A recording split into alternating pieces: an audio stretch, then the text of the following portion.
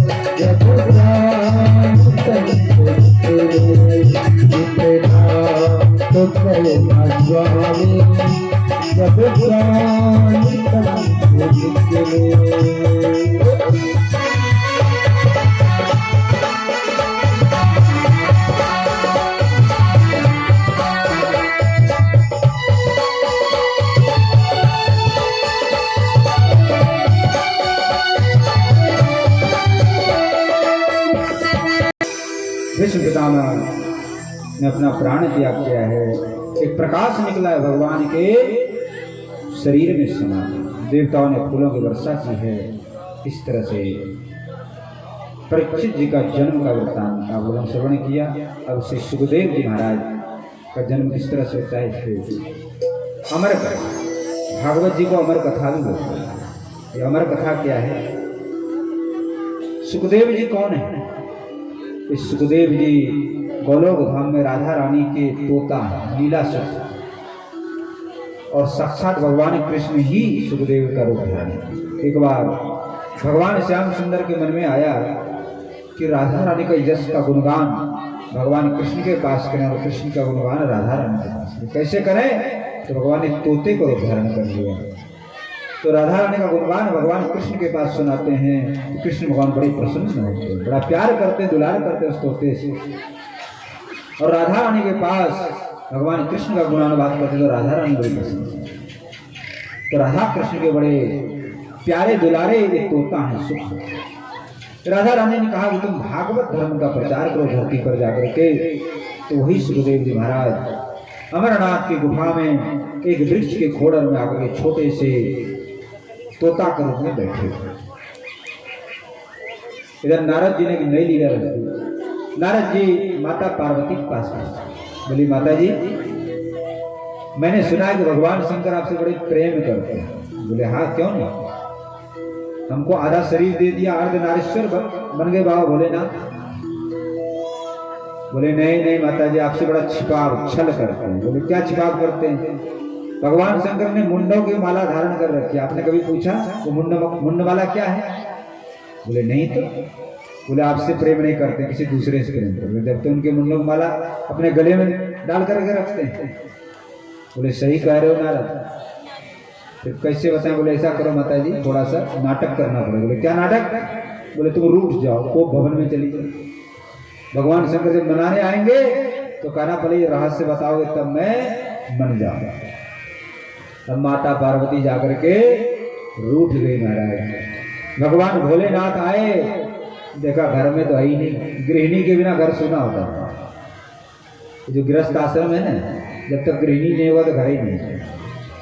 देखा गृहिणी है ही नहीं। अब भगवान शंकर खोजने लगे कहाँ गई, तो देखा उधर कोने में बैठी, बाल फाल खोल लिया, रूठ गई है। भगवान शंकर कहने लगे क्या बात है, क्यों रूठी हो? बोले तुम बड़े छलिया हो, हमसे बड़े छिपाप करते हो, ऊपर से मीठी मीठी बात करते लेकिन भीतर से। बोले क्या छिपाप कर दिया? बोले आपने जो मुंडों की माला धारण किया है कभी बताएं क्या है? बोले अरे तो वैसे हम तो मरघट में रहने वाले। बोले नहीं, पहले बताओगे जब ये रूठना खत्म होगा। भगवान शंकर कहने लगे ये मुंड माला और कोई नहीं है, ये तुम्हारे ही मुंडों की माला। बोले मेरे मुंडों की माला? बोले हाँ, जब जब तुम्हारा शरीर अंत होता है तब तक मैं आप तुमसे इतना प्रेम करता हूँ कि तुम्हारे मुंड को काट करके अपने इस गले में धारण कर। माता पार्वती कहने लगे तो आप अमर हैं और मैं मर जाती हूँ? बोले हाँ। तो आप अमर कैसे हो गए? भगवान शंकर ने कहा मैं अमर कथा सुना हूँ, अमर कथा सुनने से मैं अमर हो गया। माता पार्वती कहने लगे मैं मुझको भी अमर कथा सुनाई। तो महाराज जी अमर कथा क्या है? ये भागवत कथा ही अमर कथा, इसको सुनने से ही अमर हो जाते हैं। तो भगवान शंकर बोले कि देखो मैं तो आंख बंद करके डूब करके कथा सुनाऊंगा और आप हुकारी भरते रहना, जिससे पता चल जाए कि आप कथा सुनो। माता पार्वती का ठीक है। अब कथा प्रारंभ हो गई। भगवान शंकर भाव में डूब करके गदगद होकर के कथा सुनाने लगे और कथा शुभारंभ हो गया। प्रथम स्कंद, द्वितीय स्कंद, तृतीय, ऐसे करके 12 स्कंद भागवत जी में 10वां स्कंद भगवान कृष्ण की मधुर मधुर लीला, बाल लीला शुरू हुई। फिर महारास लीला चालू हो गई। जैसे महारास लीला में गए वैसे माता पार्वती को समाधि लग गई, भाव समाधि में डूब गई। अब तोता बैठा था, तोता ने सोचा यदि कथा हुकारी बंद हो गया तो कथा भी बंद हो जाएगी। तो तोता बड़ा नकल करता है, तो तोता ने भी हुकारी भरना शुरू कर दिया, जिससे कि कथा बंद हो गई। अब तो महाराज कथा पूर्ण हो गया। तो भगवान शंकर ने जोर से जय जयकार लगाया, बोलो भागवत भगवान की, श्री कृष्णचंद्र भगवान की। माता पार्वती की समाधि भंग हुई, जग गई। अरे प्रभु कथा पूरी हो गई? हाँ करो। तुमने सुना नहीं? नहीं प्रभु तो महारास लीला चल रहा था उसके बाद। पूरी पर कथा किसने सुनी? पुकारी कौन भर रहा था? देखा सामने एक तोता है। अच्छा, इस चोर ने चोरी कर ली। नंदलाल जी, इस चोर ने चोरी कर ली मेरे कथा की। अब तो भगवान शंकर बड़े क्रुद्ध हो गए हैं और आगे आगे तोता और पीछे पीछे भगवान शंकर त्रिशूल। आइए झांकी के रूप में दर्शन करेंगे आप।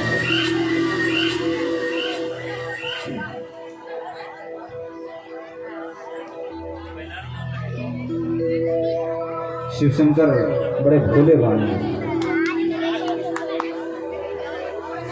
ओम नमः शिवाय, ओम नमः शिवाय, नमः शिवाय, ओम नमः शिवाय, नमः शिवाय, ओम नमः शिवाय, नमः शिवाय, ओम नमः शिवाय, नमः शिवाय, ओम नमः शिवाय, नमः शिवाय, ओम नमः शिवाय, नमः शिवाय, ओम नमः शिवाय, नमः शिवाय, ओम नमः शिवाय। हरे हरे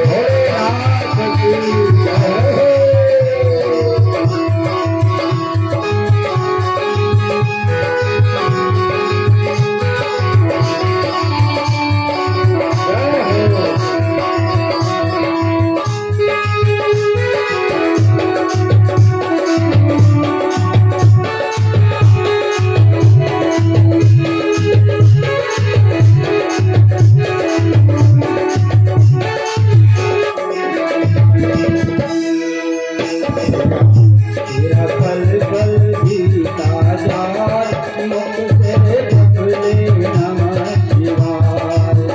तेरा पल पल बीता जाए मुख से भजले नमः शिवाय। तेरा पल पल बीता जाए मुख से जपले नमः शिवाय। तेरा पल पल बीता जाए मुख से शिवाय ओम नमः शिवाय ओम नमः शिवाय ओम नमः शिवाय ओम नमः शिवाय ओम नमः शिवाय भगवान की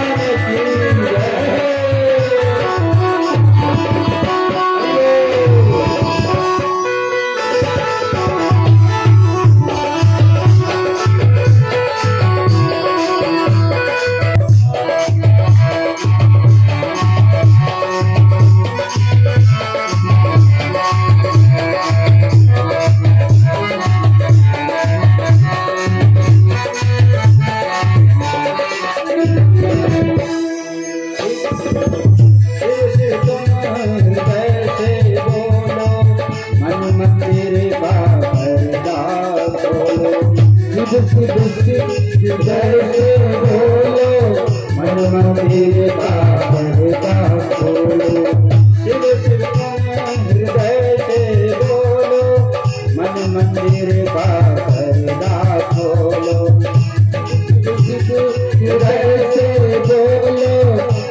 मंदिर का पर्दा खोलो अवसर खालिया मुख से जप लेना तेरा अवसर खालिया मुख से जप लेना तेरा पल पल बीता जाए मुख से जप लेना तेरा पल पल बीता जाए मुख से भजले नमः शिवाय ओम नमः शिवाय ओम नमः शिवाय ओम नमः शिवाय ओम नमः शिवाय ओम नमः शिवाय ओम नमः शिवाय ओम नमः शिवाय ओम नमः शिवाय ओम नमः शिवाय ओम नमः शिवाय ओम नमः शिवाय शंकर भगवान की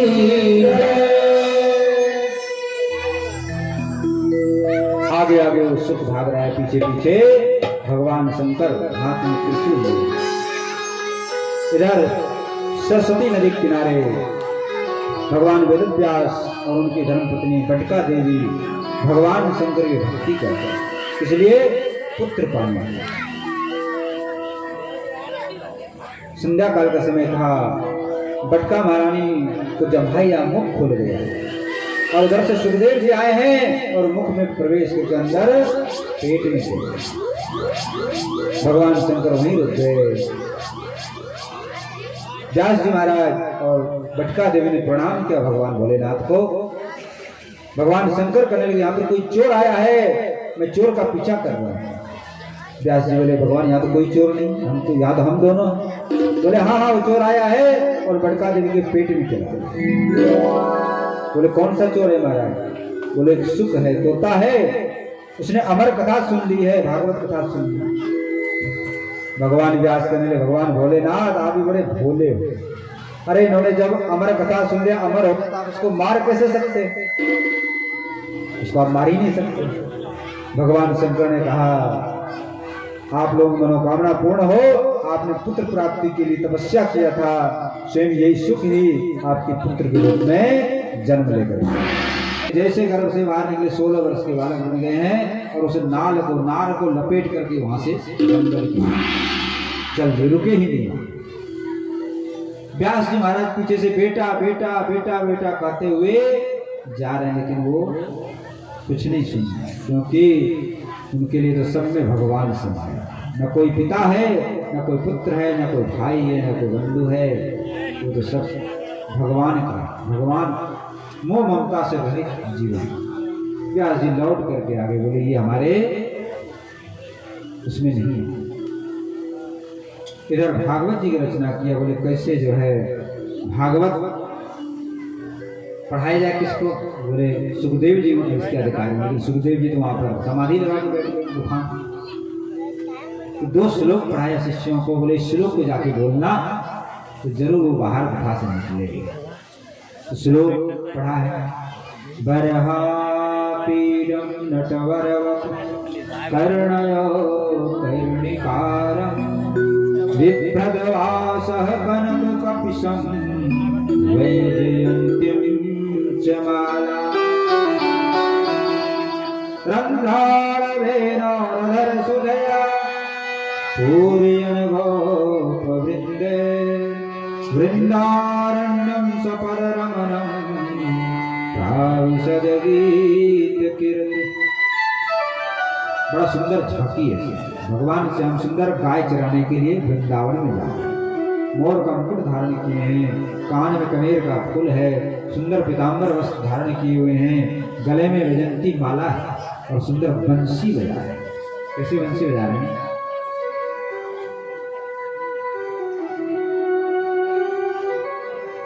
बड़ा सुंदर नटवर वेश। इस सुंदर जब श्लोक को सुना है तो सुखदेव जी महाराज की समाधि भंग हो गई। अरे इतना सुंदर रूप है स्वरूप, लेकिन पता नहीं अकेले से काम नहीं चलेगा। जब तक श्री राधा रानी साथ में नहीं होगी तब तक मानने वाला नहीं हो, क्योंकि राधा के बिना कृष्ण आधा। और मान लिया पता नहीं रूप तो अच्छा है लेकिन पता नहीं स्वभाव, हमने सुना बड़ा निष्ठुर है, छलिया। तो सुखदेव जी महाराज क्या कर रहे हैं, ए कन्हैया बेवफा तूने कदर जानी नहीं, प्यासी हूँ तेरे दरस की पर तूने कुछ मानी नहीं। वो काली घटा किस काम की जहाँ प्रेम का पानी नहीं, उस श्याम की शोभा नहीं जहाँ राधिका रानी नहीं। तो भगवान ने राधा रानी के साथ उनको दर्शन दिया। बोलो जुगल जोड़ी सरकार की जय, श्री राधा माधव भगवान की जय। और महाराज जब तक शिष्यों ने दूसरा श्लोक पढ़ दिया, अहो बकीयं स्तनकालकूटं जिघांसया पालयदत्त साध्वी लेभे गतिं धातृपिता ततोऽन्यं संवादयालं शरणं व्रजे। भगवान रूपवान तो हैं, सुंदर भी है लेकिन गुण भी है। क्या गुण है? भगवान बड़े दयालु है, कृपालु है। जब पूतना भगवान बालकृष्ण को दूध पिलाने की जगह जहर पिलाने के लिए गई थी, लेकिन भगवान ने उसका दूध पिया और उसको मां की गति दी। ऐसे प्रभु दयालु हैं।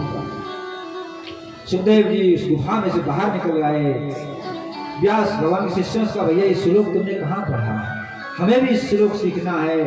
बोले हमारे गुरु जी हैं व्यास जी महाराज, उनके पास 1 नहीं 2 नहीं 18,000 श्लोक है भागवत जी में।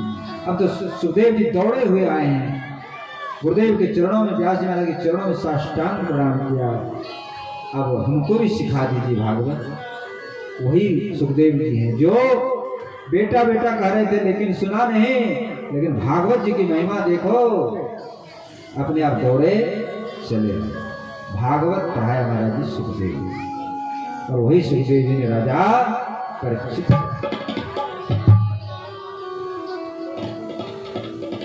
आगे के प्रसंग में चलते हैं। भगवान कृष्ण ने अपने धाम को गमन किया है। अर्जुन आए द्वारकापुरी से, बड़े दुखी हैं। युधिष्ठिर जी पूछने लगे भैया क्यों दुखी हो, क्या बात है? कहने लगे क्या करूं, जो हमारे बल थे वो बल तो हमारा चला गया, जिसके बल पे मेरा बड़ा अभिमान कांडित कर दिया। जब मैं द्वारका से लौट रहा था, मेरे साथ में रानियां थी, लेकिन वहां पर भीलों ने लूट लिया। न हमारा धनुष काम किया, न बाण को। मेरे को अहंकार था, मैं बड़ा धनुषधारी हूँ, बलवान हूँ, वीर हूं, लेकिन अब पता चला कि मेरा बल तो कृष्ण था, तो कृष्ण मुझको छोड़ करके चला। पुरुष बली नहीं होत है, समय होत बलवान, भीलन लोटी गोपिका, वही अर्जुन वही बाण। अर्जुन रोने लगे, उस कृष्ण ने उसको ठग लिया, मुझको छोड़ के चला गया। युधिष्ठिर जी ने कहा, जब भगवान ही चले गए तो हम लोग क्या करेंगे रह करके। तब तक राजा परीक्षित बड़े हो चुके हैं, राजा परीक्षित को राज्याभिषेक कर दिया है, और पांचों पांडव महारानी द्रौपदी ने हिमालय के गमन किया, स्वर्गारोहण किया। राजा परीक्षित बन गए हैं, संपूर्ण पृथ्वी का एक क्षत्र सम्राट है, जहां से सूर्य उदय होता है, जहां अस्त होता है। एक दिन भ्रमण करने के लिए निकले, क्या देखते हैं, एक बैल 3 पैर से खड़ा है, और एक गाय बेचारी हड्डी दिख रहा शरीर में, लगता है गिर जाएगी। और वहां पर एक दुष्ट पुरुष राजा का वेश धारण करके छड़ी से गाय और बैल को मार रहा है। तो राजा धर्मात्मा थे, अर्जुन के पोता थे, कहने लगे, कौन दुष्ट है जो गौ माता को मार रहा है, प्रताड़ित कर रहा है, मैं तुमको छोड़ूंगा, तलवार निकाल। कहने लगे राजा, गौ माता भय धारण करो, आप टकराओ मत, रो मत, मैं इस दुष्ट को अभी दंड दूंगा, सजा दूंगा। तलवार निकाल करके जैसे ही कलयुग को मारने के लिए दौड़ा, कलयुग चरणों में गया। शरणागत की रक्षा करना धर्म होता है क्षत्रियों का। बोले ठीक है, मैं तुमको नहीं मारूंगा, लेकिन तुम मेरे इस देश को छोड़ करके, राज्य को छोड़ करके चले। कलयुग ने कहा, महाराज आपका राज्य तो पूरा विस्तार, जहां से सूर्य उदय है, जहां से वहां तक आपका राज्य, मैं कहाँ जाऊंगा, कुछ हमको रहने के लिए जगह तो दीजिए। बड़ा मार्मिक बात है, रहस्य की बात है, आप तो ध्यान से सुनेंगे। कलयुग का निवास कहाँ का, तो महाराज परीक्षित ने 4 जगह दिया उनको रहने। सबसे पहला जुआ, जहां जुआ हो, सट्टा हो, समझ लो कलयुग महाराज आ गया, वो कर देगा नाश। जिसको जुआ की आदत पड़ गई ना, समझो गया हो काम, कलयुग आ गया। तो पहला स्थान जुआ, जुआ में कलयुग का। दूसरा स्थान मदिरा, जिसको हम लोग दारू, झूम शराब, दारू बोलते हैं, शराब बोलते हैं। मदिरा में भी कलयुग का निवास। जो लोग दारू पीते हैं, समझ लो कलयुग महाराज उनके ऊपर सवार रहता है, वो कर देगा सर्वनाश। भैया ये दारू के नाम को क्यों इतना हुआ। दूसरा है दारू, जो लोग दारू पीते हैं उनसे निवेदन, इसको छोड़ दो, नहीं तो बस सीधे नाली में जाना पड़ेगा, गिरना पड़ेगा। तन को भी खराब करोगे, मन को भी खराब करोगे, समाज को भी खराब करोगे। गाली बकोगे उल्टा सीधा, कौन माँ है कौन बहन कुछ पता ही नहीं। तो दारू बड़ा सबसे खराब है, लेकिन अब दारू बहुत चल रहा है आजकल। विवाह शादी होगा ना तो दे दारू दे दारू, ये वाला गाना चलता है, तो सब पी के को बिना दारू का विवाह शादी होता ही नहीं।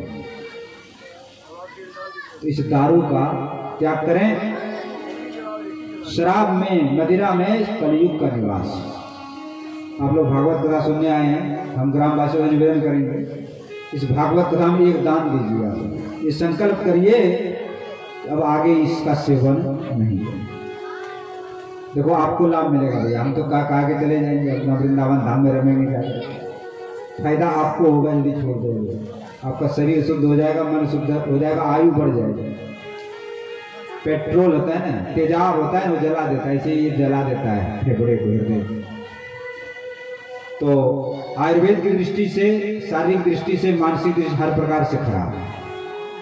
और कलयुग का निवास तो है ही, जब कलयुग निवास हो जाएगा तो सर्वनाश करके छोड़ेगा। तीसरा दिया स्थान पराई स्त्री का सेवन, अपनी स्त्री को छोड़ करके दूसरे स्त्री के साथ संबंध स्थापित करना, इसमें भी कलयुग का निवास है। और चौथा हिंसा, वाद विवाद, लड़ाई झगड़ा, मार काट, किसी जीव को मारना, वध करना, हिंसा करना, इसमें भी कलयुग का निवास है। जार थी। बहुत से लोग कहते हैं कि काली माँ को बलि देना चाहिए। काली माँ को बलि नहीं, काली माँ बकरे के बलि नहीं खोलती। काली माँ को देख तुम्हारे अंदर जो विकार है ना, अहंकार है ना, उसका बलिदान करो।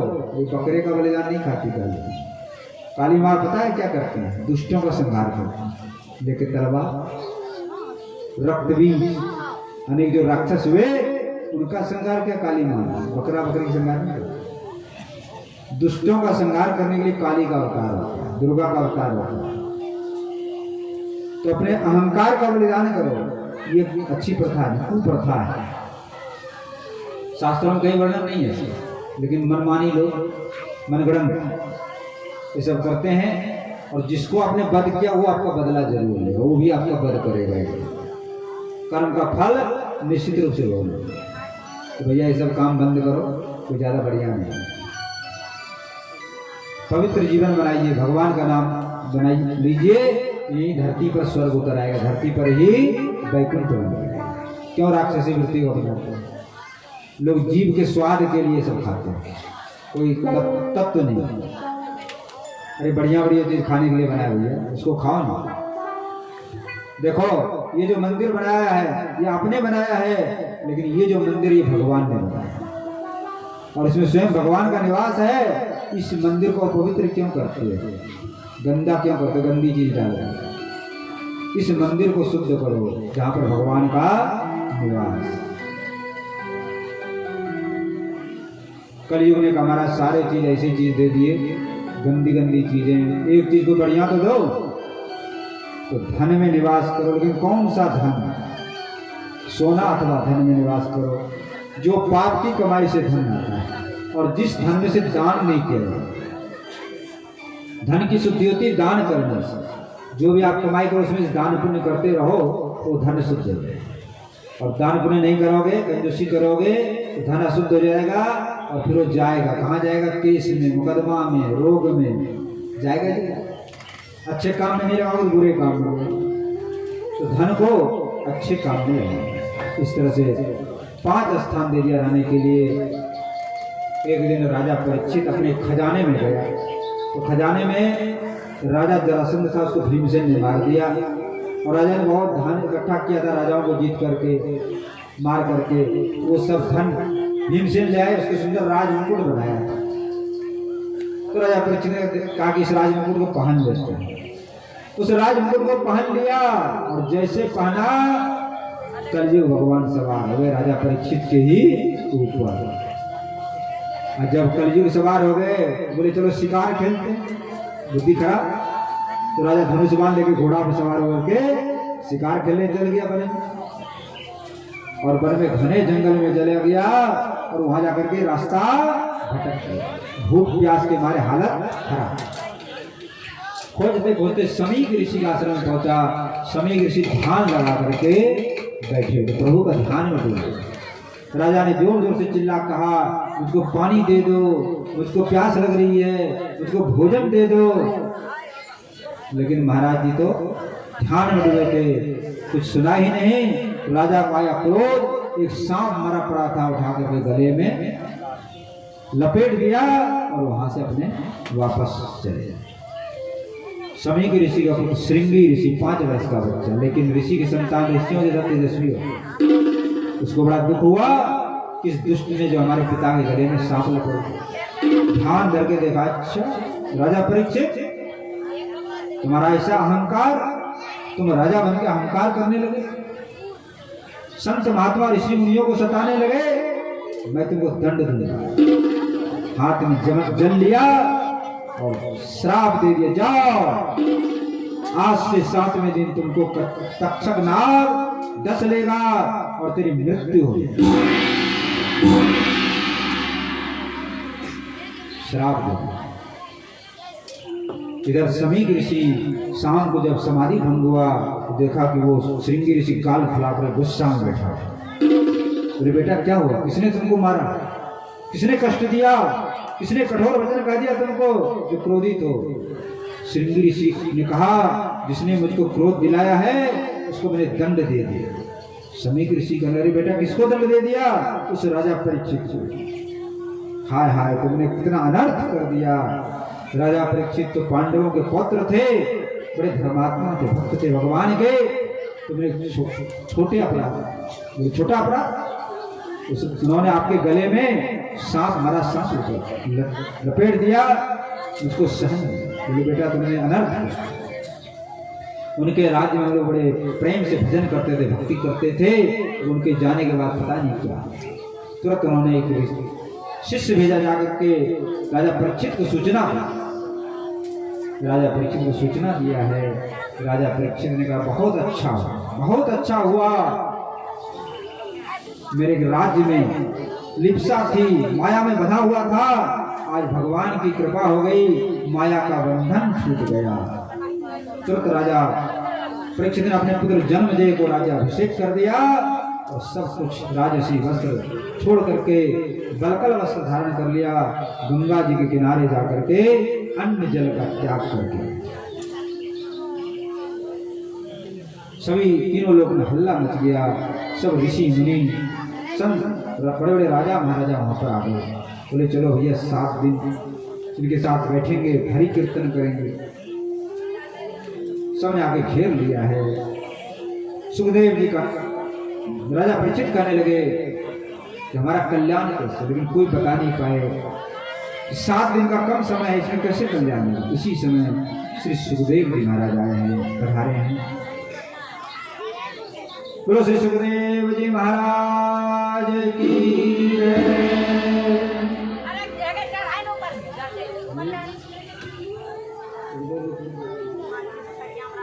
आइए सुखदेव भगवान का पूजन करेंगे। उनके यजमान जो है, हाँ सुखदेव जी पूजन करेंगे। देखिए एकादशी व्रत की बड़ी महिमा है। तो आज भी एकादशी था और कल भी है। वैष्णव लोगों का कल है, इसलिए हम तो कल रखेंगे। तो जो आज भागवत भी चल रहा है और भागवत के बीच में एकादशी पढ़ना महान पुण्यदायक बताया गया है। तो जो लोग एकादशी व्रत करना चाहते हैं, कल 2 द्वादशी हो गया है, तो कल का जो द्वादशी का नाम भागवत द्वादशी है। तो जो लोग नाम एकादशी है लेकिन द्वादशी होने से द्वादशी हो गया। तो जो लोग व्रत करना चाहेंगे, व्रत करने का तरीका है कि एक बार फलाहार कर लीजिए, 2 बार कर लीजिए। अन्न नहीं खाना है, फलाहार खाना। केला, पपीता, सेब, जो भी कद्दू का सब्जी भी होता है वो भी फलाहार होता है। पालक का सब्जी हमारे यहाँ वृंदावन, दूध दही ये सब खा सकते हैं।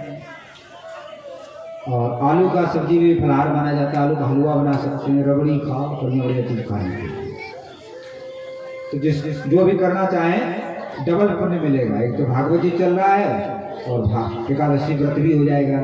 जो भी माता बहनें भक्त लोग एकादशी व्रत करना चाहे, कल एकादशी का व्रत है, भागवत जी कथा में पढ़ा है, बीच में बड़ी महिमा है। कल तो हम लोग रहेंगे व्रत। देखो एकादशी के दिन अन्न खाना निषेध, अन्न में पाप का निवास होता है। और 15 दिन तुम मशीन को रात दिन परेशान करते हो, एक दिन हल्का भोजन कर लो, मशीन को भी रेस्ट मिल जाता है। तो कल जो है एकादशी, जो लोग व्रत करना चाहें कर सकते हैं। और सुखदेव जी महाराज जी का पूजन कर रहे हैं हमारे आचार्य जी। बोलो श्री सुखदेव जी महाराज की।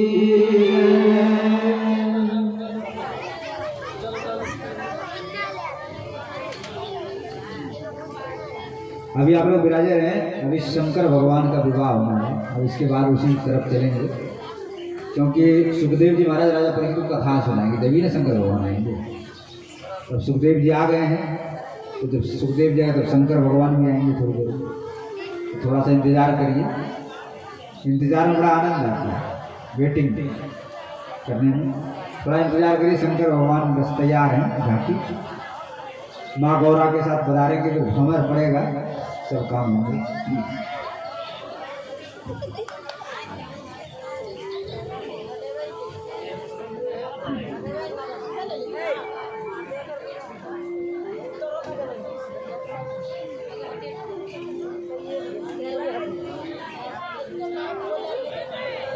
हरि ओम सहस्रशीर्षा पुरुषः सहस्रपाद शवमिक्वं सर्वतत्त्वदृष्ट्वा चतुष्टदशाङ्गुलम् आवाहनम् अक्षतां समर्पयामि।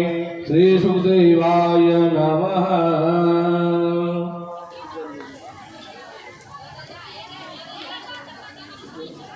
जलनिधानि पात्यर्गाचमिश्राणि पुण्डाचमन्यानि श्री सुखदेवाय नमः।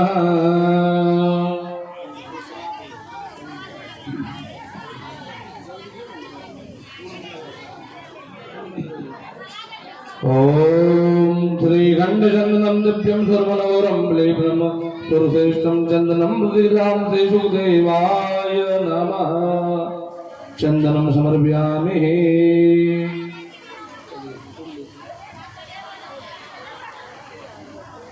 ओम माल्यादने सुगंधने माल्यादने विप्रभो माया हेतानि पुष्पानि पूजातां प्रतिगृहीतां पुष्पं समर्पयामि श्री सुखदेवाय नमः। ओम कांडात् प्रोहन्ते पुरुषो परे दुर्वाकुरान् सुहृदान् मृतान् दुर्वाकुरान् समर्पयामि श्री सुखदेवाय नमः।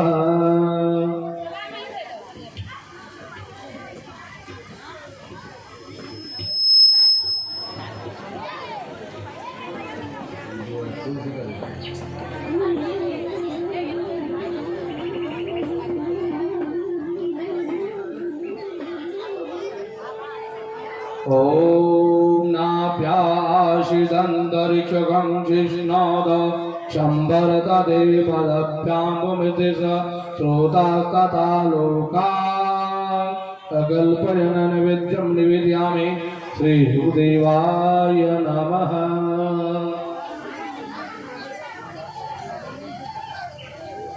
ओम धन्यगर्भ शम्बरदाग्रीभूतस्य जातः प्रतिरेकाशीत सदाधानामुते मगस्मि देवा अभिशाप देवदं दक्षिणां समर्पयामि श्री सुखदेवाय नमः।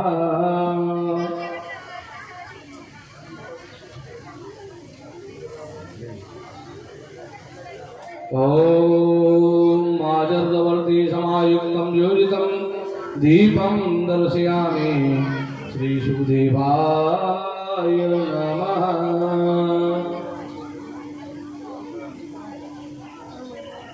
देखिए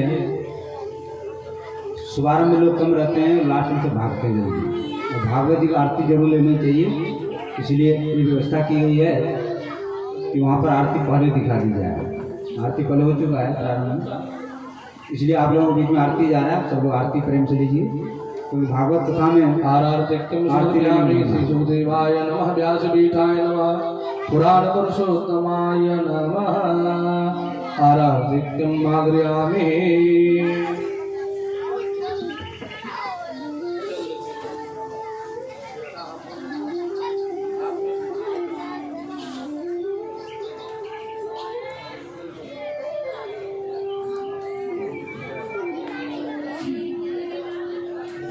जलेदानि गन्धपुष्पदोपदीपताम्बूलिथा भागनानाविध नैवेद्यं समर्पयामि श्री सुखदेवाय नमः।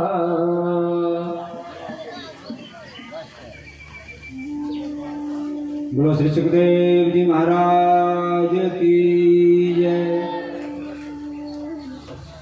गंगा किनारे सुख काल में महामुनि सुखदेव जी महाराज पधारे हैं। राजा परीक्षित ने साष्टांग प्रणाम किया और उस सिंहासन पर बिठाया है। प्रणाम किया, कहने लगे हे गुरुदेव, संत कृपा बिना हरि कृपा के संत नहीं, बिना हरि कृपा मिले ही नहीं संत। और सत्संगति संस्कृति करम चली न चली कली काल कुठार लिए फिरता तन नम्र पे चोट झिली न झिली रटले हरि नाम हरि रसना फिर अंत समय पे हिली। अरे रसना ये जीव को बोलते हैं। बड़ा तुमने स्वाद लिया है, रसगुल्ला का, पकौड़ी का, कचौड़ी का, मिर्च का, मसाले का। अब तुम हरि नाम का स्वाद ले लो तो तुम्हारा जन्म मरण जो है सफल हो। अनेक प्रकार के कथा सुनाने लगे हैं, भगवान के ध्यान की विधि बताया, विराट स्वरूप का वर्णन सुनाया है, भगवान के सूक्ष्म रूप की धारणा, क्रम मुक्ति, सद्यो मुक्ति का वर्णन किया, भगवान के 24 अवतार का संक्षिप्त वर्णन किया। इस भागवत जी में भगवान के 24 अवतारों की कथा है, जो समय समय पर आपको मिलेगा आगे सुनने के लिए। सृष्टि विषयक प्रश्न किया, भगवान के लीला अवतारों कथा कही, भगवान चतुश्लोकी भागवत का उपदेश किया। इसके बाद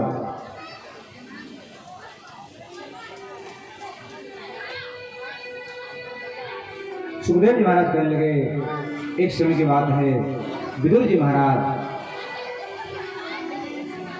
धृतराष्ट्र को समझा रहे थे इस दुर्योधन को यहाँ से बाहर निकाल। एक व्यक्ति के त्याग करने से यदि एक परिवार का लाभ हो, कल्याण हो, एक व्यक्ति का त्याग कर देना।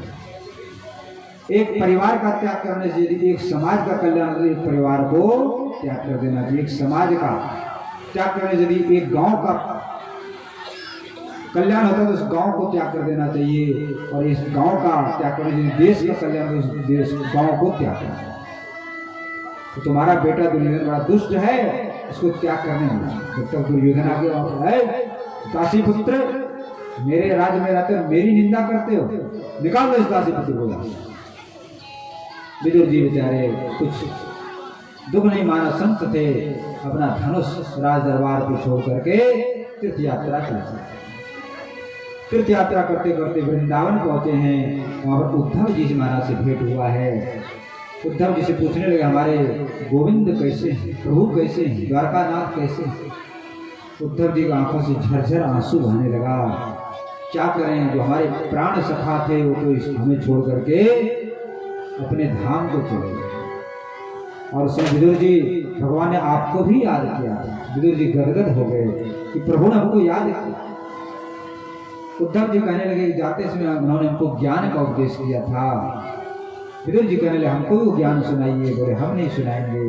उसमें मैत्रेय ऋषि वहां पर थे, मैत्रेय ऋषि ने सुना था, और भगवान ने कहा था कि मैत्रेय ऋषि के पास विदुर जी भेजना, उनको ज्ञान का उपदेश है। विदुर जी मैत्रेय ऋषि के पास गए हैं।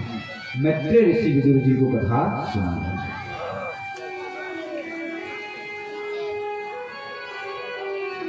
इस संसार में कुछ भी नहीं था, सृष्टि कैसे है, केवल जल ही जल था। तो भगवान ने, केवल भगवान नारायण क्षीर सागर में सोए, शेषनाग की सैया। भगवान को सृष्टि करने की इच्छा उत्पन्न हुई तो भगवान के नाभि से कमल निकला है, और कमल में ब्रह्मा जी थे। ब्रह्मा जी को भगवान ने कहा, आप सृष्टि विस्तार। तो पहले मन से सृष्टि किया। सबसे पहले सनक, सनंदन, सनातन, चार कुमार हुए। इन्होंने मना कर दिया, हम तो सृष्टि नहीं करेंगे, हम तो भगवान का हो जाए। फिर नारद जी ने भी मना कर दिया। फिर 9 ऋषि उत्पन्न किए, और उसके बाद भगवान रुद्र प्रकट किए, लेकिन सृष्टि विस्तार नहीं हुआ। तो उन्होंने फिर भगवान ब्रह्मा 2 रूप बन गए, मनु और शत्रुपा। इससे ये मनुष्य सृष्टि प्रारंभ। मनु महाराज के 2 पुत्र हैं, प्रियव्रत और उत्तानपाद। 3 कन्या हैं, आकुति, देवती और प्रसूति। आकुति का रुचि प्रजापति से, देवती का कर्दम से, और प्रसूति का दक्ष से जुड़ा। दक्ष की कई कन्या हैं, जिनमें से एक हैं सती, और सती का विवाह हुआ है भगवान शंकर के साथ। एक समय की बात है, भगवान भोलेनाथ, ब्रह्मा जी, देवताओं की सभा जुटी हुई। उसी समय ब्रह्मा जी ने दक्ष को प्रजापति बनाया। तो दक्ष आया, वहां पर सभी देवताओं ने उठ करके स्वागत किया, लेकिन ब्रह्मा जी और भगवान शंकर बैठे रहे अपने स्थान।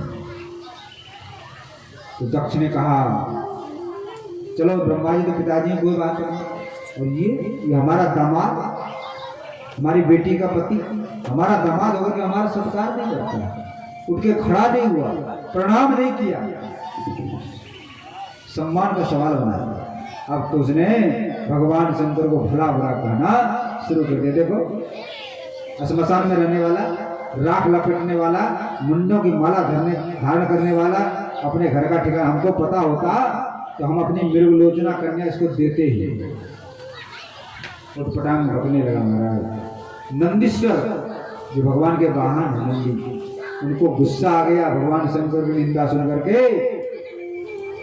और उन्होंने भी कहना शुरू कर दिया, दक्ष तुम इस तरह जो भगवान शंकर का अपमान कर रहे हो, एक दिन ऐसा होगा कि तुम्हारा ये मस्तक कर करके अग्नि में जल जाए। दक्ष ने भी श्राप दे दिया, जाओ महादेवी जी के गण भूत प्रेत होंगे, अघोरी होंगे, ऐसे होंगे। भगवान शंकर ने देखा तो बड़ा लड़ाई झगड़ा बढ़ रहा है। भगवान शंकर बोले, चलो भैया ज्यादा बात बढ़ जाएगी, अपने गणों को समेटा और कैलाश पर्वत पर पहुंचा। लेकिन वो दक्ष बड़ा अभिमानी था, उसने भगवान को शंकर को जलाने के लिए जानबूझ के बड़ा भारी यज्ञ किया। सभी देवी देवताओं को आमंत्रण दिया, लेकिन भगवान शंकर को आमंत्रण नहीं दिया। अब विमान पर बैठ करके देवता लोग, सब लोग कथा जानते हैं इसलिए संक्षेप में सुनेंगे। कैलाश से होकर के विमान जा रहे थे, देवी देवताओं बैठ कर, बहुत सी देवियां भी जा रही थी। तो माता सती ने देखा कि विमानों की लाइन लगी पड़ी है, कहाँ जा रहे हैं सब लोग। माता सती ने पूछा कि आप लोग कहाँ जा रहे हैं। समय बड़ा मीठी चिटकी दे, देखो देखो तुम्हारे बाप क्या जग हो रहा है, तुमको पता भी नहीं, तुमको समाचार ही नहीं दिया, हमको कुछ पता नहीं। अब तो सती माता के मन में लालसा उत्पन्न हुई, मैं भी पिता के घर जग देखने के लिए जाऊंगी और वहाँ पर हमारी बहन आए होंगी, हमारे सब रिश्तेदार आए होंगे, मिलेंगे जाकर। तो भगवान शंकर से प्रार्थना किया कि जो है मैं पिता के घर जाऊँ। जब भगवान शंकर ने मना किया, देखो तुम्हारे पिता हमसे विरोध मानते, बैर मानते, पिता के घर, गुरु के घर और मित्र के घर बिना बुलाए भी चले जाओ तो कोई दिक्कत नहीं, लेकिन जहाँ कोई विरोध मानता हो वहां जाने में कल्याण नहीं, इसलिए आप मत। लेकिन सती माता ने तो हट ठान लिया, मैं तो जाऊंगी जाऊंगी जाऊंगी। भगवान शंकर ने कहा, देखो हट करना ठीक नहीं है, लेकिन नहीं मान रहे क्या करें, कुछ गणों को दे दिया, गण लोग बेचारे लेके चल चल पहुंच गई। जग में कोई मिला ही नहीं, माँ थोड़ी सी मिली, बहन सब तो व्यंग मुस्कुराती हुई मिली। और जैसे दक्ष ने देखा गुस्सा में लाल, तुमको किसने बुलाया आप, जाओ वहीं जाओ, यहाँ तुम्हारा कोई काम नहीं है। बड़ा कष्ट हुआ माता सती को। जग में घूम कर देखा तो कहीं भी भगवान शंकर का कोई यज्ञ भाग नहीं। अब तो बड़ा दुख हुआ, क्रोध आ गया माता को, और माता सती ने अपना जो अग्नि में अपना शरीर को जला करके भस्म किया। लेकिन मरते समय भगवान से वरदान मांगा, जन्म जन्म शिव पद अंगार, मैं जहां भी जाऊं, जिस जोनी में जाऊं, भगवान शंकर ही मुझे मिले। और महाराज हिमाचल के घर जाकर के माता पार्वती के रूप में प्रकट, बड़ा अद्भुत उनकी बाल लीला भी है माता पार्वती का। उन समय तो नहीं, छोटी सी जब थी माता पार्वती तो दधीची ऋषि का आश्रम था बगल में। दधीची ऋषि परम सिद्ध भक्त, तो वहां पर शंकर भगवान की प्रतिमा थी। दधीची ऋषि पूछने लगे माता पार्वती जब छोटी सी थी, ये कौन है? बोले भगवान शंकर है, भगवान भोलेनाथ। मन में बसा लिया भगवान भोलेनाथ को बचपन से ही। और दधीची ऋषि गुरुदेव हैं, इनके मंत्र दे दिया, नमः शिवाय जपा करो और इसका ध्यान। बच्ची सब गुड़बा गुड़िया खेल खेलती थी, ये मेरा दुल्हा, ये मेरे गुड़िया का दुल्हा। और इसने माता पार्वती छोटी सी थी, एक मूर्ति बनवा दिया शंकर, बोले ये मेरे दुल्हा, ये मेरे दुल्हा है। इस तरह से बचपन से भक्ति करते हैं, थोड़ी बड़ी हो गई हैं। नारद जी आए हैं, नारद जी ने हाथ देखा है माता पार्वती, बोले कि इसका जो वर है, गुण तो अनेक हैं लेकिन एक गुण सबसे बड़ा भारी गुण है, और रानी भगवान शंकर, यही इनके भाग्य में लिखा हुआ है। मिलेंगे कैसे? तो जाकर के तपस्या करें। तपस्या से भगवान शंकर प्रसन्न हुए। तो माता पार्वती तपस्या करने लगी, बड़ा घनघोर तपस्या करती है। बरसात में वर्षा के जल में खड़ी रहती हैं और गर्मी में पंचाग्नि, पांचों तरफ अग्नि जला करके उसमें तपस्या करती है। और जेठ की दोपहरी में और जाड़े में नदी में गले तक पानी में डूब करके तपस्या की। भगवान शंकर प्रसन्न हो गए। भगवान शंकर ने परीक्षा लेने का विचार किया। भगवान शंकर ने एक बालक को धारण कर लिया और उस नदी में नहाने लगे। एक मगरमच्छ ने उनका पैर पकड़ लिया, खींचने लगे। अब तो चित्कार करने लगा, बचाओ, कोई बचाओ, बचाओ, बचाओ। माता पार्वती का ध्यान भंग हो गया। अरे मगरमच्छ छोड़ दो, इसको छोड़ दो। मगरमच्छ ने कहा नहीं छोड़ूंगा, नहीं छोड़ूंगा। बोले छोड़ दो, मैं विनती करती हूँ। बोले विनती करने से काम नहीं चलेगा, तुमने जितना तपस्या किया उसका सबका फल दे दो, तो छोड़ दो। बोले ठीक है। तो सारे तपस्या का फल दे दिया। मगरमच्छ ने छोड़ दिया उस बालक को। साक्षात भगवान भोलेनाथ प्रकट हुए। धन्य हो जगत जननी जगदम्बा, और कभी तो आपका नाम जगत जननी। आप परीक्षा में सफल हुई और मैं आशीर्वाद देता हूँ, मैं आपको पति रूप में प्राप्त।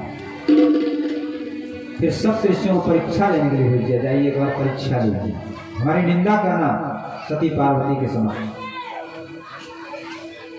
सब ऋषि कहने लगे प्रभु आपकी निंदा करके नरक में जाना पड़ेगा, क्योंकि हरि हर निंदा सुनी जो काना, होई पाप गो भात समाना।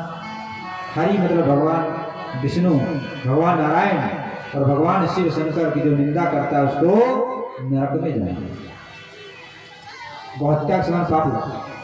भगवान शंकर बोले मैं कह रहा हूँ, इसलिए आपको दोष नहीं। पहुंच गए महाराज, कहने लगे अरे क्या कर रही हो पार्वती, किसके लिए तपस्या कर रही हो? बोले भगवान भोलेनाथ। किसने बताया था हमको? नारद ना। अरे नारद, नारद स्वयं तो भगोड़ा है, न उसका घर न बार, ब्रह्मचारी आदमी, क्या जाने घर गृहस्थी का हाल।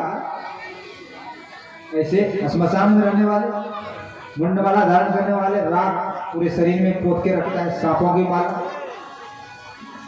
ऐसे भयंकर रूप वाले, घर ही नहीं है, श्मशान में रहता है। ऐसे पति क्यों कर रहे हो? भगवान नारायण की भक्ति करती, सुंदर वैकुंठ धाम मिलता, बड़ा आराम से रहती। लेकिन माता पार्वती क्या कर रही हैं?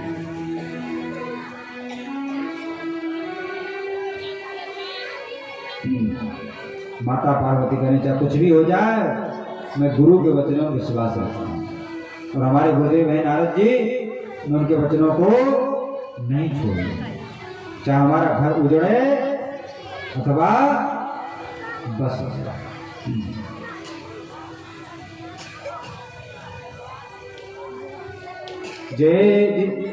जिनको गुरु के वचनों में प्रतीति नहीं होती, विश्वास नहीं होता है, उसको सुख संपत्ति नहीं मिलती,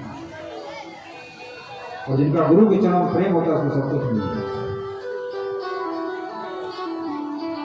नारद बचन न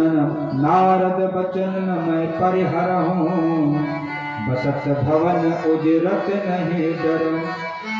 चाहे हमारा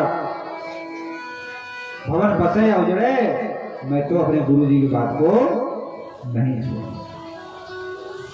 गुरु के बचन प्रति तिन जेहि, सपनों सुगमन सुख सिद्धि देहि। गुरु के वचनों में जिसका विश्वास नहीं होता उसको सपने में भी सुख नहीं मिल सकता। और स्वयं शंकर जी भी आगे कहे कि मेरी भक्ति छोड़ दो, मैं तुमसे विवाह नहीं करूंगा, उनकी बात में मानने के लिए मैं तैयार नहीं। शंकर जी की बात नहीं मानूंगा, लेकिन गुरु जी की बात को जरूर, उनके वचन को नहीं कहता। और मेरी तो प्रतिज्ञा है, जन्म कोट सत लगी रगर हमारी, बरौ शंभुनत रहूं कुमारी। चाहे 100 करोड़ जन्म लेना पड़े, मैं तो शंकर जी को ही बर रूप में चुनूंगी, मांगूंगी।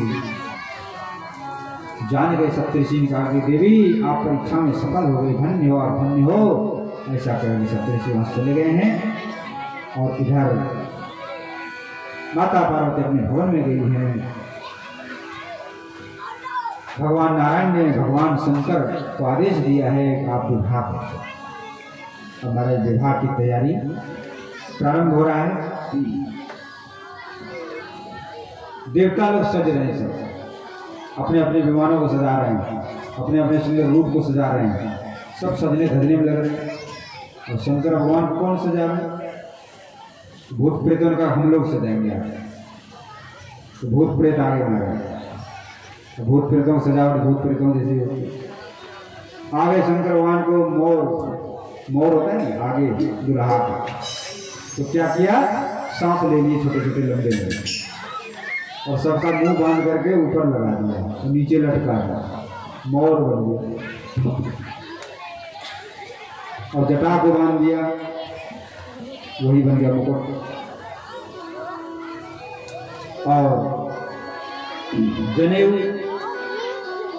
नाग, सांप पकड़ लिया उसका जनेऊ बना। यहाँ पर सांप, यहाँ पर सांप, यहाँ पर सांप, सब जगह कमर में, पैर में, सब जगह सांप का ही आभूषण धारण करा दिया। कान में बोले बाली होना चाहिए, बाली। तो बाली कहाँ से आवे? बिच्छू लटका हुआ। अद्भुत श्रृंगार भगवान शंकर का हो रहा है।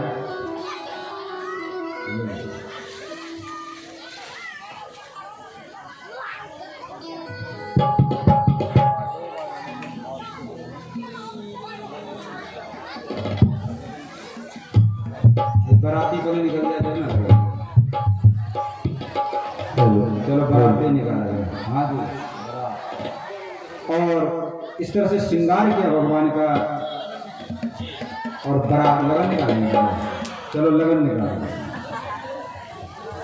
देखो हमको ज़्यादा जानकारी नहीं है इस विषय में, तो विवाह शादी तो हुआ नहीं, ज़्यादा अनुभव नहीं है। आप लोगों को पता है, आप लोग नंदलाल भी पता है, ये सब रीति करेंगे, हमारा अनुभव नहीं है, इसीलिए क्षमा करेंगे।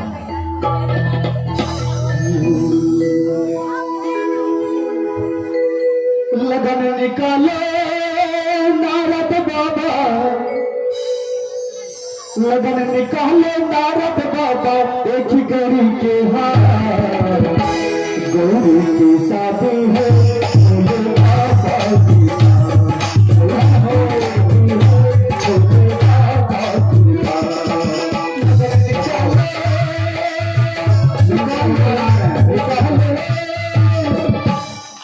भूत प्रेतों के साथ, बारात के साथ भगवान शंकर चले आ रहे हैं। आप लोग दर्शन करिए। हाँ जी। लगन निकाले नारद बाबा, गौरी की शादी है। गौरी की शादी है, भोले बाबा के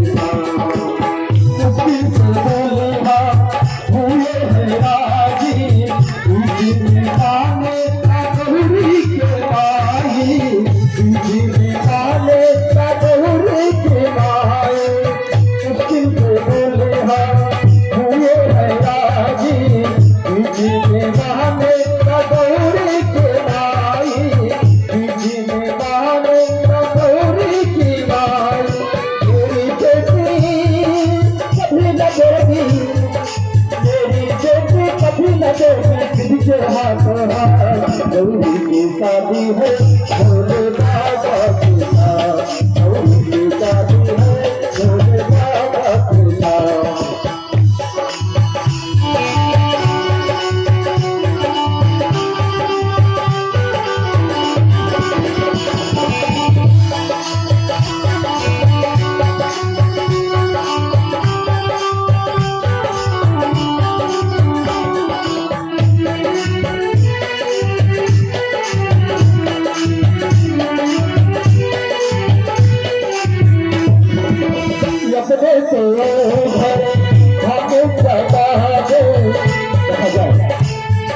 पार्वती को सब जाते अपने तो घर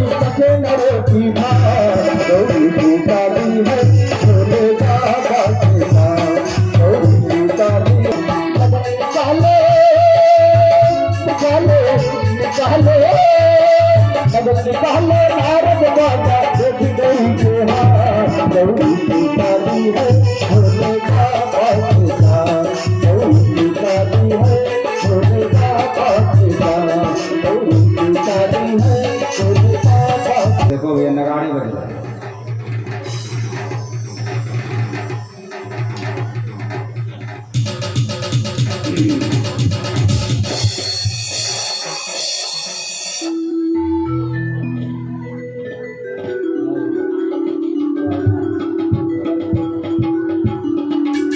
इधर हिमाचल के घर में माता पार्वती, यहाँ पर मेहंदी रस्म होगा।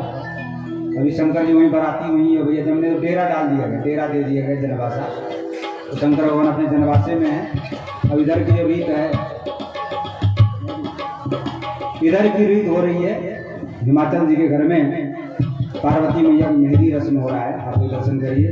भगवान भोलेनाथ जनवासे में बैठे हुए हैं, उनके लिए भोजन में व्यवस्था नाश्ता वास्ता करवा दीजिए। जब तक बराते में नाश्ता करवाइए, इधर जब तक मेहंदी का रस्म है।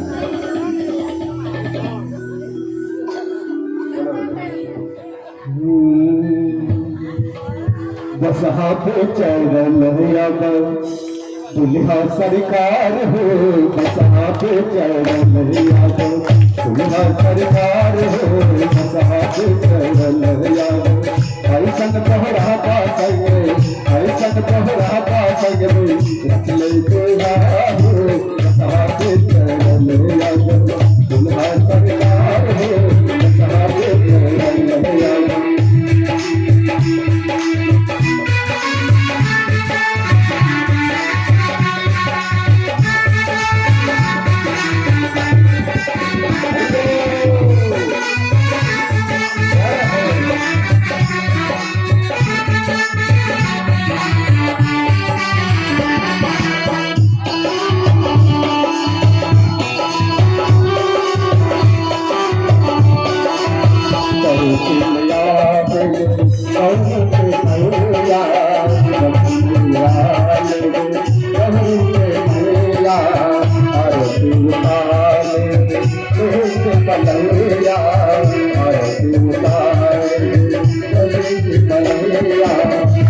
संग साथ लेके सखी संग साथ लेके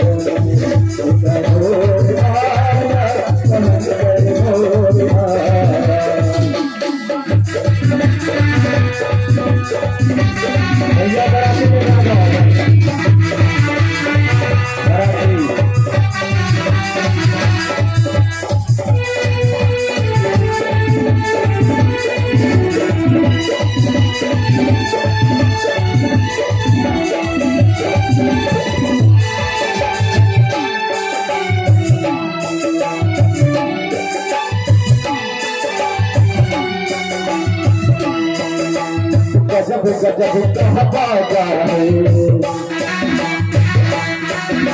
गजब गजब कहता जाए, संग हिमाचल राजा है। गजब गजब कहता जाए, संग हिमाचल राजा है। कुछ समझदार बड़ा सिंह राजा है, बड़ी सुंदर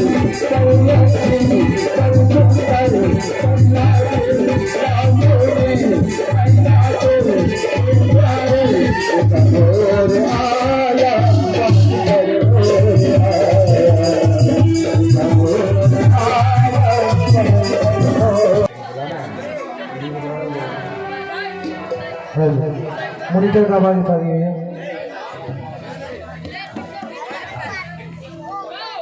मॉनिटर उठाना करना चाहते अपने दोनों हाथ को ऊपर करेंगे। अरे बाल हाथों उठावे में बड़ा लाज लगे। और भोले बाबा के साथ में कौन कौन है तभी हाथ उठाइएगा। और सभी लोग मीठी मीठी ताली के साथ सभी आदमी मेहंदी रस्म में भाग लेंगे और कहेंगे आओ मेरी सखियों मुझे मेहंदी लगा दो, आओ मेरी सखियों मुझे मेहंदी लगा दो, मेहंदी लगा दो मुझे ऐसा सजा दो, मुझे भोले बाबा दुल्हन बना दो, मुझे भोले बाबा दुल्हन बना दो, आओ मेरी सखियों मुझे मेहंदी लगा दो, मेहंदी लगा दो मुझे ऐसा सजा दो, मुझे भोले बाबा दुल्हन बना दो, मुझे भोले बाबा दुल्हन बना दो।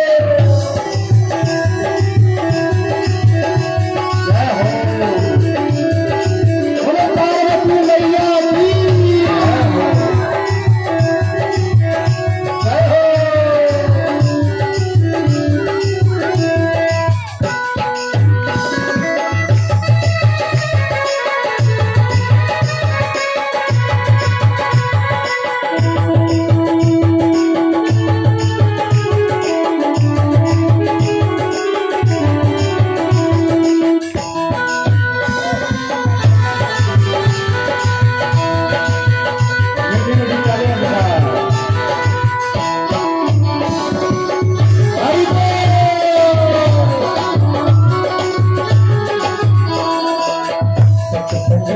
मेरी बात चलाई सतगुरु ने मेरी इतनी सगाई,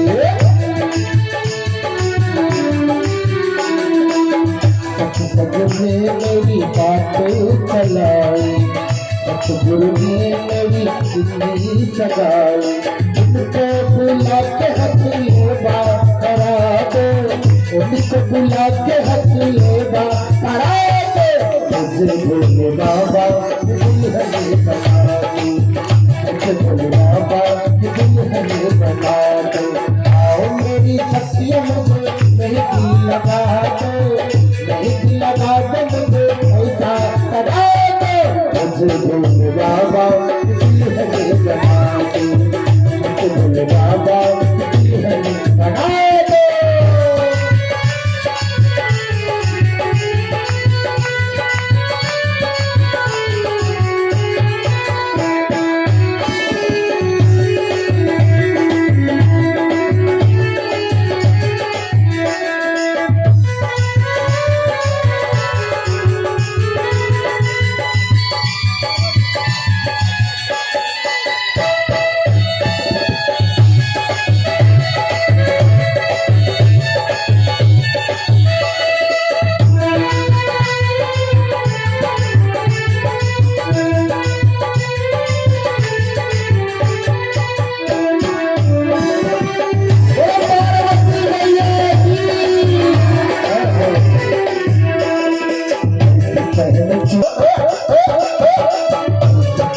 चूड़ी को बबहू न छूटे, ऐसा बड़ो दुल्हा को बबहू न छूटे, अकल सुहाग की बिटिया सजा दो, अकल सुहाग की बिटिया सजा दो, मुझे भोले बाबा की दुल्हन बना दो, मुझे भोले बाबा की दुल्हन बना दो, आओ मेरी सखियों मुझे मेहंदी लगा दो, मेहंदी लगा दो मुझे ऐसा सजा दो, मुझे भोले बाबा की दुल्हन बना दो, मुझे भोले बाबा की दुल्हन बना दो।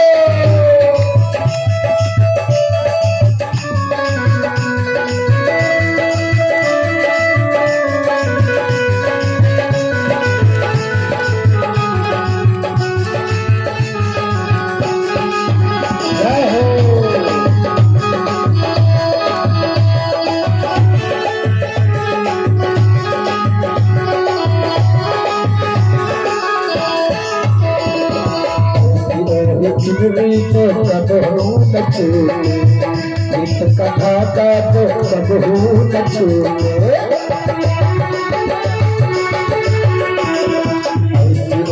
जिंदगी को कबहू न छूटे, प्रीत का धागा तो कबहू न छूटे। आज मेरी मतिया नित्य मांगे सजा दे, आज मेरी मतिया नित्य मांगे सजा दे, मुझे भोले बाबा दिल हमें बना दो, मुझे भोले बाबा दिल हमें बना दो।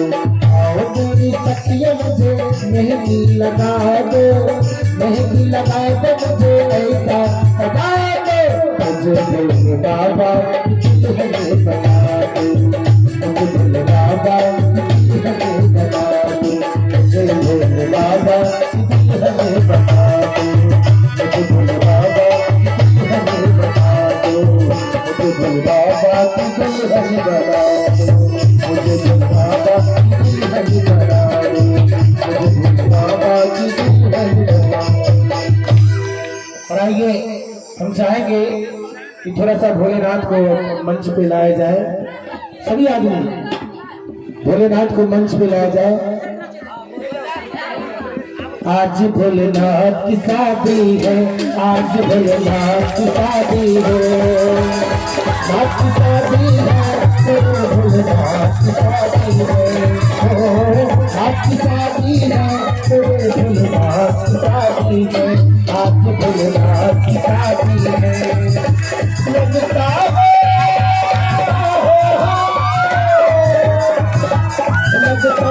कि आज पूरे ब्रह्मांड की शादी है, आज भोलेनाथ की शादी है, आज भोलेनाथ की शादी है, नाथ की शादी है, भोलेनाथ की शादी है, नाथ की शादी है, भोलेनाथ की शादी है, आज भोलेनाथ की शादी है, आज भोलेनाथ की शादी है, आज भोलेनाथ की शादी है, आज भोलेनाथ की शादी है, आज भोलेनाथ की शादी है। देखिए भोले बाबा बाराती समेत आज भूत प्रेत के साथ में, भूत प्रेत भैया आ जाओ ऊपर। और आइए आज गलसेदी रस्म हो रहा है, और गलसेदी रस्म में सभी माता जी लोग भाग लेंगी।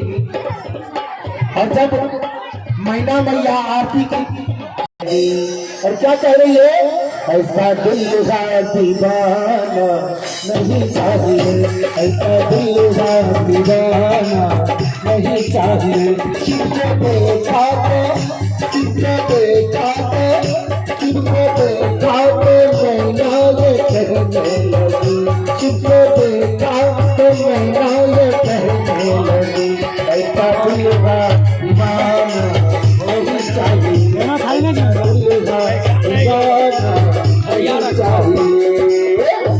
झोलाना क्लास के पैसा पैसा झोलाना करता सभी लोग मिलकर ताली बजाएंगे, बैठे बैठे ही सभी आदमी मिलकर ताली बजा के मेरा महोत्सव में भाग लेंगे।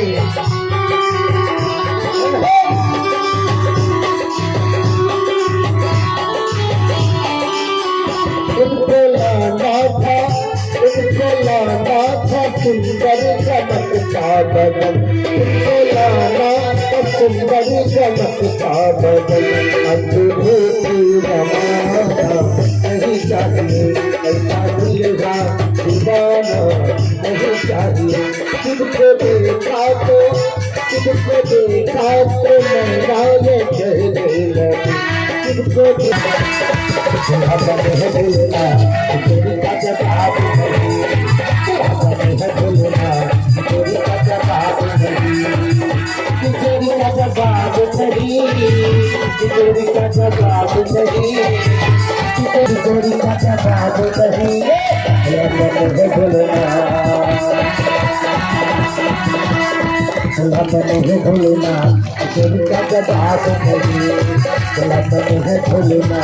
तेरी का जवाब नहीं।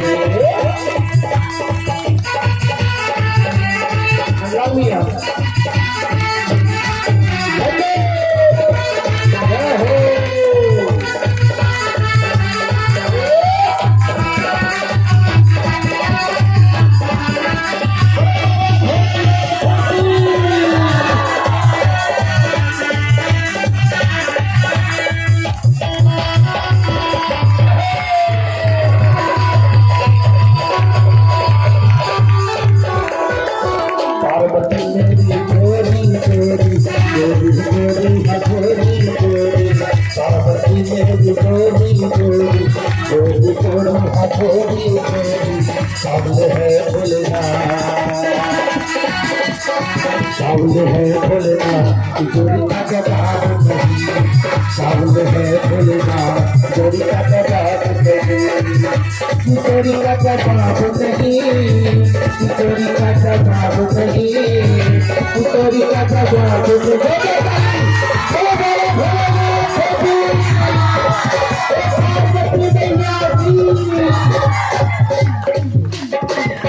दूल्हा बने है भोलेनाथ जोड़ी का जवाब नहीं दूल्हा बने है भोलेनाथ जोड़ी का जवाब नहीं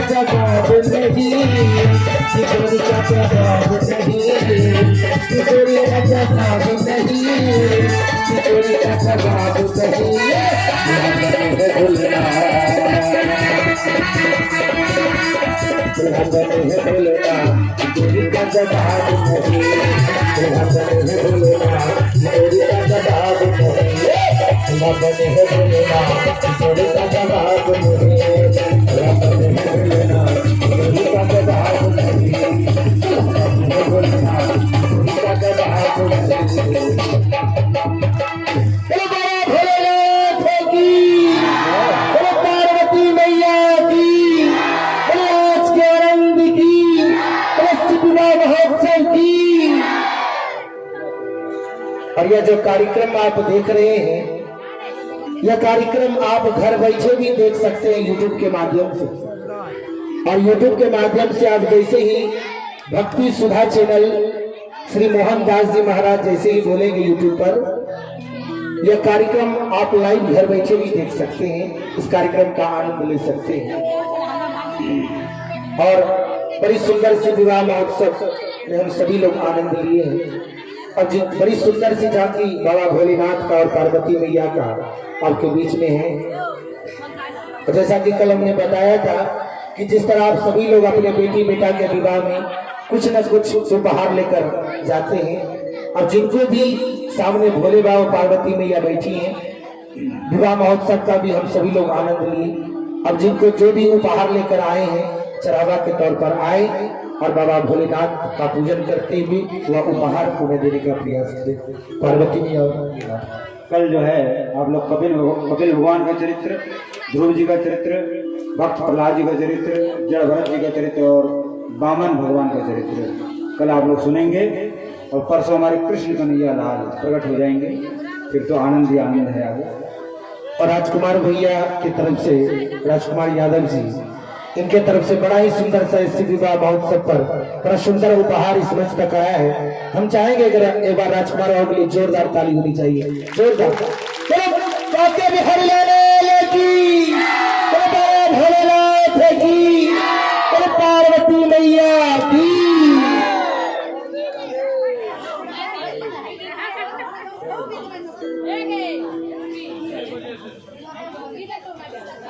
और कल कथा सायंकालीन 6 बजे से शुभारंभ होगा। सभी से हाथ जोड़कर विनती करेंगे कि समय से, चूंकि आप लोग विलंब थोड़ा करते हैं तो महाराज जी को भी विलंब आना पड़ता है, इसलिए हाथ जोड़कर सबों से विनती है। ऐसे भैया दीदी अपना ईमानदारी दिखा दी है। कल हमने कहा था कि कम से कम एक दीदी एक भैया, कम से कम 2-4 भैया दीदी को लेकर आइएगा। तो बहुत सराहनीय स्थिति रहा आपका। बहुत अच्छा लगा कि आप सभी लोग जनसंख्या में कुछ बढ़ोतरी किए, मगर सबका प्रयास होना चाहिए कि समय से आप सभी लोग कथा स्थल तक आने की मेरी कृपा करेंगे। सायंकालीन 6 बजे से यह कथा शुभारंभ होती है। आप सभी लोग समय से कथा स्थल तक आने की मेरी कृपा करेंगे। और जिनको भी गुरु दीक्षा लेनी हो, जिनको भी गुरुमुख होना हो, गुरु दीक्षा लेनी हो, वह सुबह पूजन होता है 8:30-9 बजे से। आप पूजन के समय स्नान ध्यान करके गुरु दीक्षा का जो सामान होता है, पान फूल फल ये सब लेकर, द्रव्यम समर्पयामि ये सब लेकर आप सभी एक थाली में आप भगवत भगवान के दरबार में आने की मेरी कृपा करेंगे। हमारे गुरुदेव भगवान श्री मोहनदास जी महाराज के द्वारा गुरु दीक्षा का कार्यक्रम होगा। और जो दीदी कलश ली है उनसे हाथ जोड़कर विनती है कि आप सभी सुबह पूजन में अपने कलश का पूजन नित्य करना चाहिए। आपको सुबह पूजन करनी चाहिए और सायंकालीन आरती भी दिखाना चाहिए कलश में। आप सभी समय से आने की मेरी कृपा करेंगे।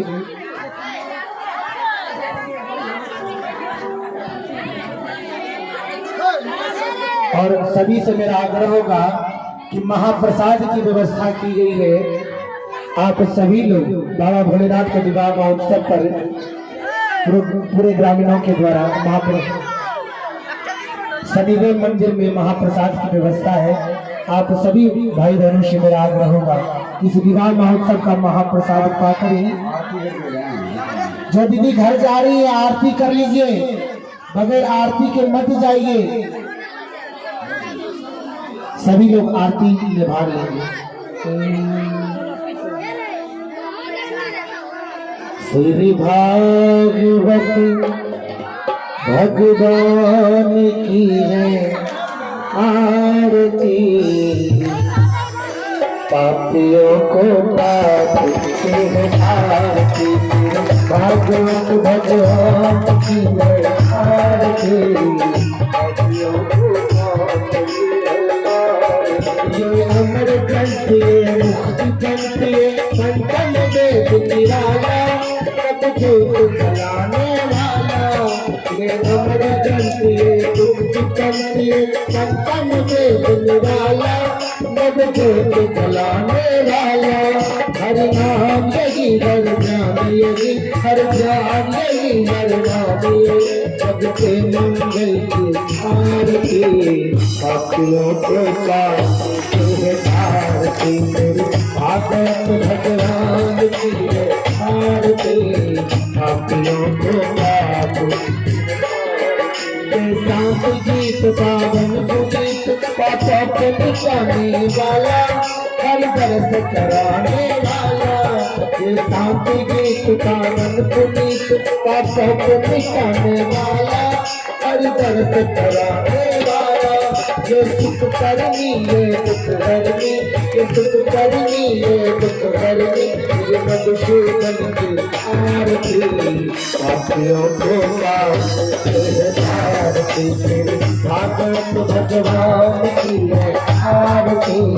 पापियों को पाप ये मधुर डोल मधुपंथ को सन्मार्ग दिखाने वाला, बिजली को बनाने वाला। ये मधुर डोल मधुपंथ को सन्मार्ग दिखाने वाला, बिजली को बनाने वाला। श्री राम यही घनश्याम यही, श्री राम यही घनश्याम यही, सबके मंगल की आरती। पापियों को पाप आरती, भागवत भगवान की आरती।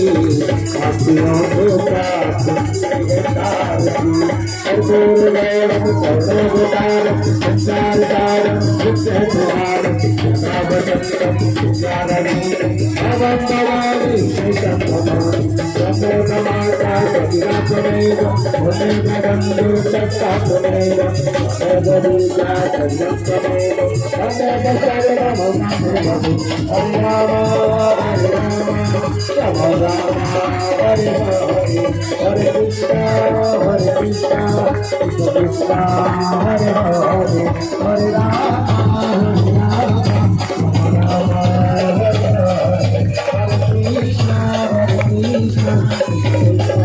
Hare